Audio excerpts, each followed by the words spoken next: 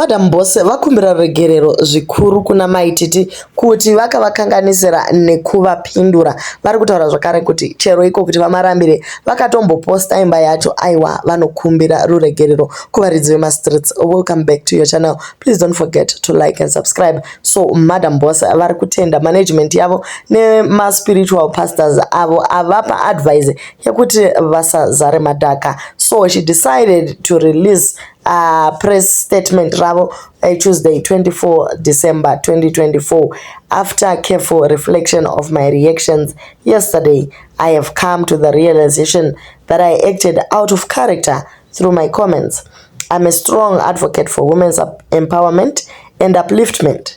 I would never want to be part of anything that diminishes the value of another woman in society. As a mother of two beautiful girls, I would love to raise them in a culture that supports and nurtures their potential as girl children. Therefore, I profusely apologize to Maititi if I may have offended her in the process. I totally celebrate her and the position she holds in our great society. She is an inspiration and a source of strength to many. As we begin a new year, let's embrace the spirit of Ubuntu, love and unity. 1 Corinthians 13 verse 8, love never fails. So ndo mashoko a Madam Boss aya achibva from a place of deep regret kuti vakatombopindura Maititi. In most cases she does not respond in any way, but nezuro aiwa zvakazosvika pakuti zvasangana nemaronda ezvavari kurwara zviya ndokubva vazongopedzira vaita carried away ndokupindura.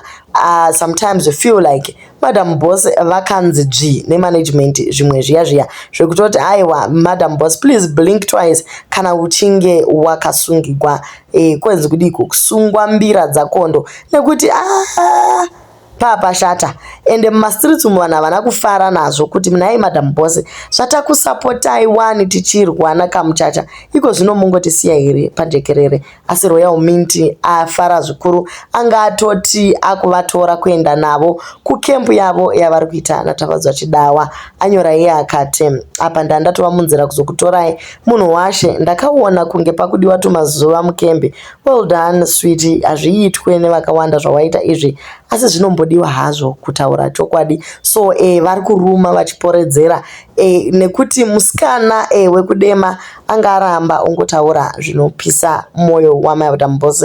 Vamwe vari kubvumirana naRoyal Mint kuti ngaamboenda kukembi kwemazuva senyika tingazvifarira chero zvimaminitsi hazvo. Vamupurisa itai basa renyu.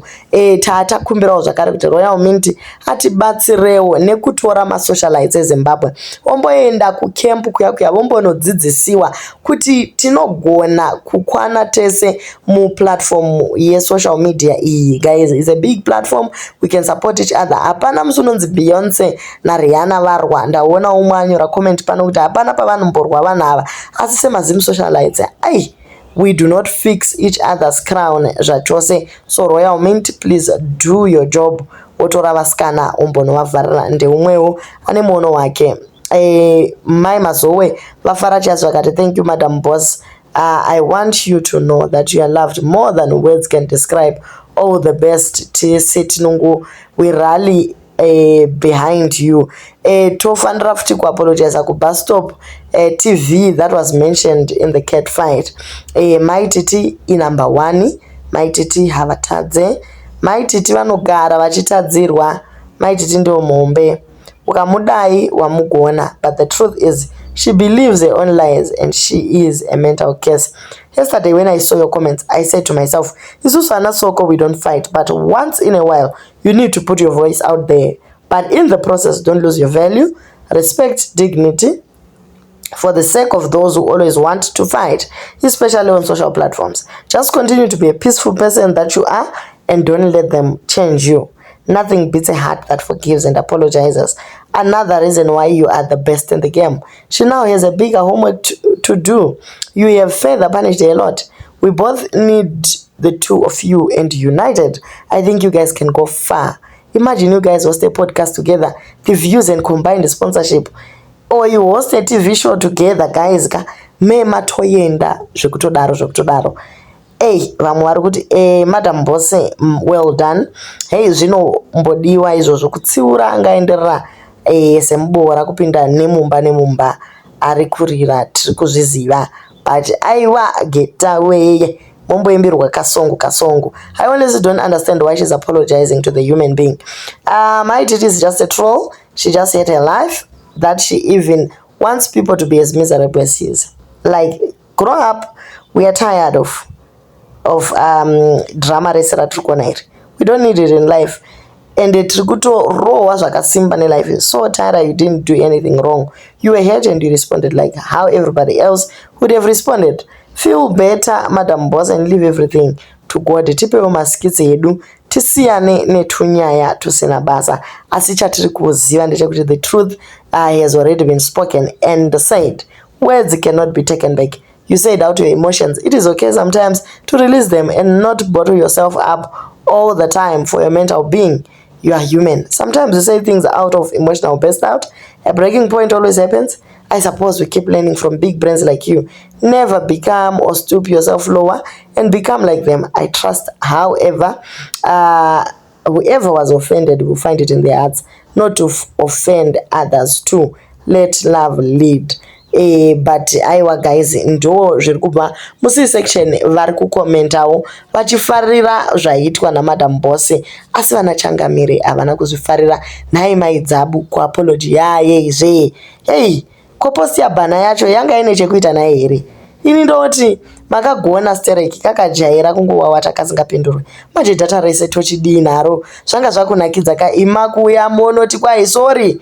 Akabonga ikakarombe kane godo makakatadzira chii. Pamwe management yatoona kuti nyaya iyi haisi kupera nekuti makuseni pavaposta boutique yavo vari kuti ivo havaite zvinhu zvema 3D, vanotoona boutique vanemba kudema, vane stand ukadoma, saka vanoshaya kuti ko vanhu vari kurwadziwa chii navo. So my T's diary vati ivo hatiiti zvema 3D, so we live in reality. I don't live in a 3D delusional house. I live in reality. I own a reality beauty spa. Where is the lie? Naiwe nyoka muroyi. The lies are there in reality yako iwewe. Imba iripi nae mainini. Restaurant yako iripi. Uripambie kwa ngundu. Inoraramiswa nevarume vevanhu. Ibva pano get away. So 3D plan yarwadza munhu akatadza kurara kusvika amonerana neCat family. Reject rese zvaro haisi 3D iyi, hatishande nemakombiyuta isu. Uya kuna chiremba utsike floor yemashuwa. So ndo zvataurwa namaitete varamba vachingotaura nyaya iyoyo kusvikira vazotoona kuti aiwa chiregai tichikumbira ruregerero. But I sense a bit of sarcasm in that apology, man. Hameno zviri kungoitika. Do leave your comments on what you think, guys.